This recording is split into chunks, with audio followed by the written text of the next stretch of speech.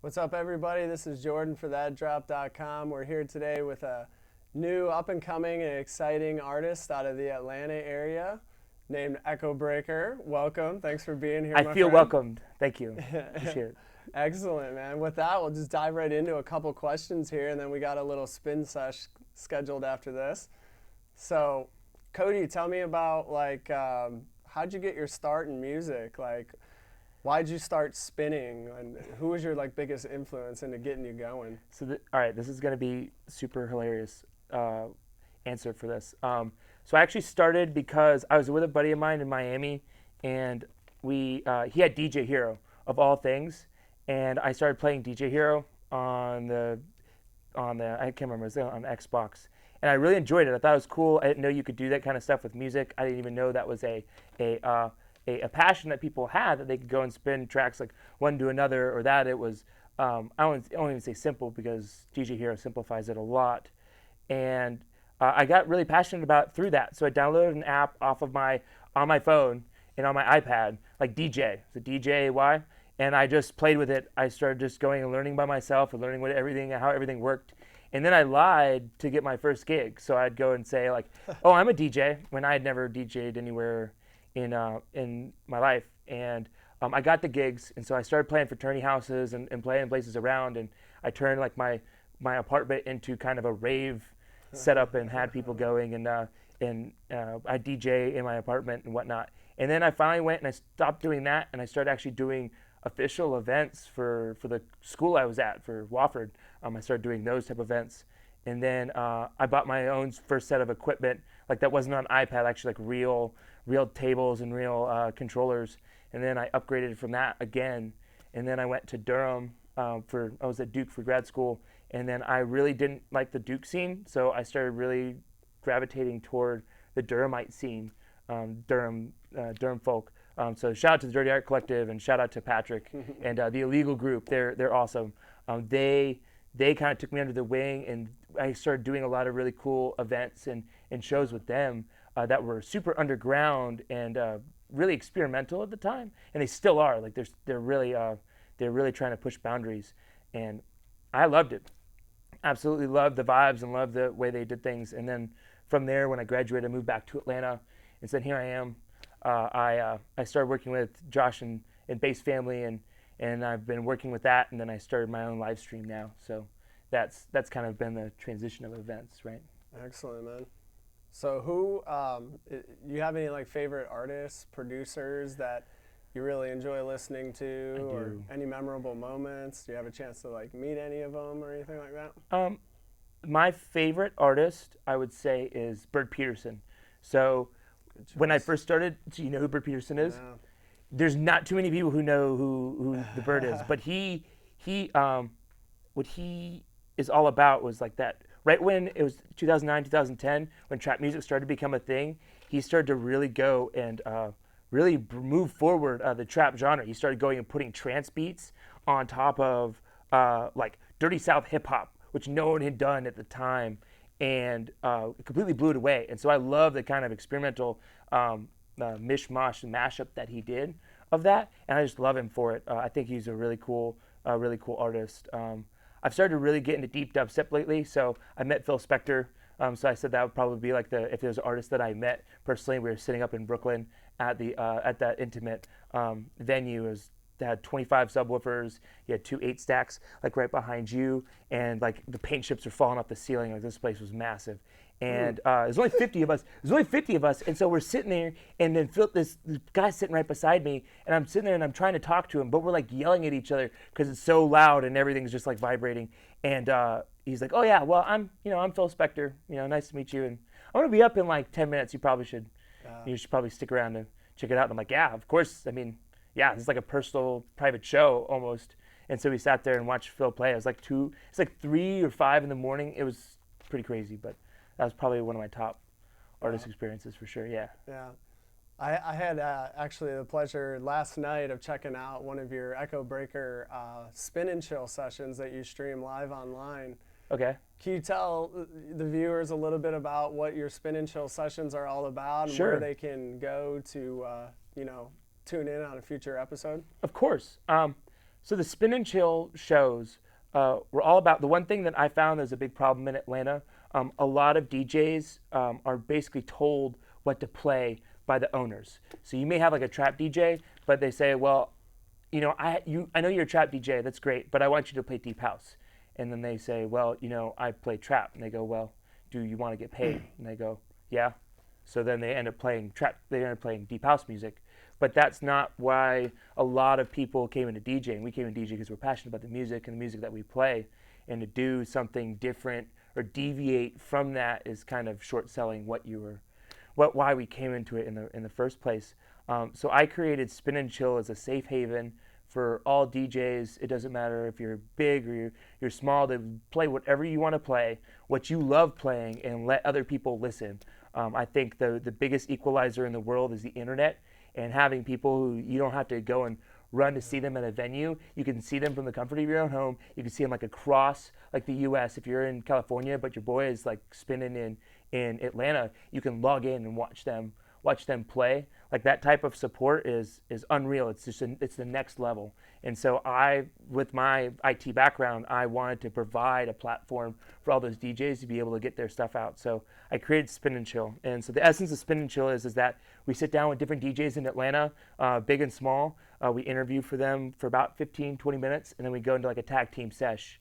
I've had MCs on. I've gone and done album releases. I've done drum and bass MCs, and now I've done like DJs. So Eddie Gold, Alex Lucas, a Midnight Pana's gonna be on Monday. Yeah. So we have a lot of big heavy hitter locals like coming through now, and so it's really starting to gain momentum, and I'm super excited to keep it going. Yeah, can you tell the viewers like how, if they want to watch it, how would they log in and check it out? Exactly right. So the ways that I would watch it, you can actually connect with me and I'll chat with you during the show, is Echobreaker.net. So it's ECHOBREAKER.net. Or you can go straight to Chew TV, chew.tv/Echobreaker.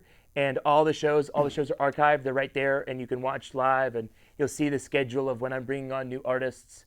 Echobreaker.net is my personal site, so I update it constantly with either the archive shows and newsletters. So I'll send out a newsletter of what's coming on down the line. Yeah. So those are definitely ways to do it. I'm trying to expand it. I'm trying to get so I can have Facebook Live too, integration with it. And then you can go from there into Chew. So you can also see it there, but I would strongly recommend Chew because they like top-notch the Chew guys. So Ben and Will, like I love you guys. Like their platform is so over the top that I would not want to lower the watching experience. Yeah, I had a great time tuning into your session, and Thank you. Yeah, that was awesome. Which one did you watch? The Eddie Gold one. The Eddie Gold one? Eddie Gold. Where he was like doing all the dancing stuff. Yeah, that was a good time. Okay. That was a good time. So for any of our viewers that might be from like, the local Atlanta area, Sure. Or Georgia in general, where can they go to come out and see you, spin a live set somewhere? Where do you work? All this. That's a great question. So there's a lot of different venues in Atlanta that I'm normally at. So I work with Bass Family. So shout out to Josh Chavez and Bass Family, and Daniel and Nicole and the rest of the group, and Mark too. We just brought Mark. We go and we do a lot of events around Atlanta. We just got Wild Pitch, which is a venue, a music hall in Atlanta, where we're going to bring in a whole bunch of house DJs, a whole bunch of dubstep DJs, like a lot of heavy hitter Atlanta locals. So I would definitely recommend, if you don't know about it, you'll see me there. I'll be there. Josh will be there. A lot of locals will be there at Wild Pitch. Another place you can go, so they have Iris. Iris is another big EDM venue. But me personally, where I play is at I've played at Hangovers. So actually on Tuesday, so if any of you guys are in Atlanta, you can come out on Tuesday, get some free food and drink. If you come in at 9 to 10, you can come and I'll be playing downstairs in the basement. See what I did there? The basement, and chill out with us, hang out with us, and I'll be doing the headline slot. Yeah, so it was a great time. come through. I had the pleasure of seeing you spin down there. That was awesome. Isn't it super intimate? Like, Yeah. I always thought it was going to be too large of a venue, or not really too large. I thought it was going to be too small of a venue, but now that I'm there, I feel it's just right. You can only fit maybe like 100 people in there, but I found that those are some of the best venues in Atlanta, is the small ones, because then you can really connect with your crowd, and you have that more of a connection of DJing and what they're feeling, and you can kind of work off that vibe. So if you could take yourself and transport yourself 5 years into the future right now, Ooh. where would you like to see your career go? Where would I like to see my career go? I hope to grow this. I really, for me, because it's such an interesting path that I've kind of pivoted off of, right? So, I used to work for a bank, and now I still do IT shops. I still do IT shop work, but I still like doing the DJing, and I'm doing the streaming. I like to really see streaming blow up. I really like to go and become a content creator. The Ray William Johnsons of the world, the Jenna Marbles of YouTube. I hope that I can go and get this to the point where that it becomes a media platform that people can come watch to see where new talent is coming, and make it grow and make it have a lot of people come in and have interaction all the time, and be able to go to different festivals and interview artists and do that live and kind of show people the behind the scenes look, because you see that now, but I feel some of that stuff is really heavily edited. You have a video somewhere of something and people only choose it, but live stream, whatever happens, it happens, man. That's it. So it allows a different angle that people haven't seen before, and so that's why I really like it, and that's why I really hope that this can grow and mature in that Chew, because Chew's it's small right now, that it can blow up, and when it blows up, I am too, with followers, and help bringing more people to the channels. So yeah, so for those of our viewers out there that may not be from the Atlanta area, can't get the pleasure to come out and see you spin live, where can they go to get some of your music or some of your sets? You have your sets posted anywhere? So my sets are posted on Echobreaker.net, a lot of them. I used to have a SoundCloud, but they kicked me off. They blew me off SoundCloud, so I just use it for reposts. So if you want to see the music that I like, you can go to SoundCloud. But I would go to Echobreaker.net, and it has all my videos, every stream, every mixtape that I've put out, all of everything. I try and put all my content on Echobreaker.net to give everyone a one-stop shop. So definitely go on there. You can check it out, check the videos out, leave some comments on there, and let me know. Give me feedback. I want to make this for you guys. This is for the viewers. It's not for me. Yeah. So. Yeah. So what can we look forward to out of Echobreaker, out of 2016? What are you currently working on? So the things that I can talk about, I'm trying to get bigger and better artists on. I'm trying to really bring on the locals. So what I can talk about, so I'm working with Ployd. We're trying to do a Fat Kid on Fire. So if anyone knows who Fat Kid on Fire is, it's an underground deep dubstep label that you can that's big in the UK, and they release a lot of different stuff. And I'm trying to work with Ployd, and we're going to create an underground dubstep show. So it's going to be a different live stream beside the Spin and Chills. So I'll have the Spin and Chills, and then I'll have these dubstep shows.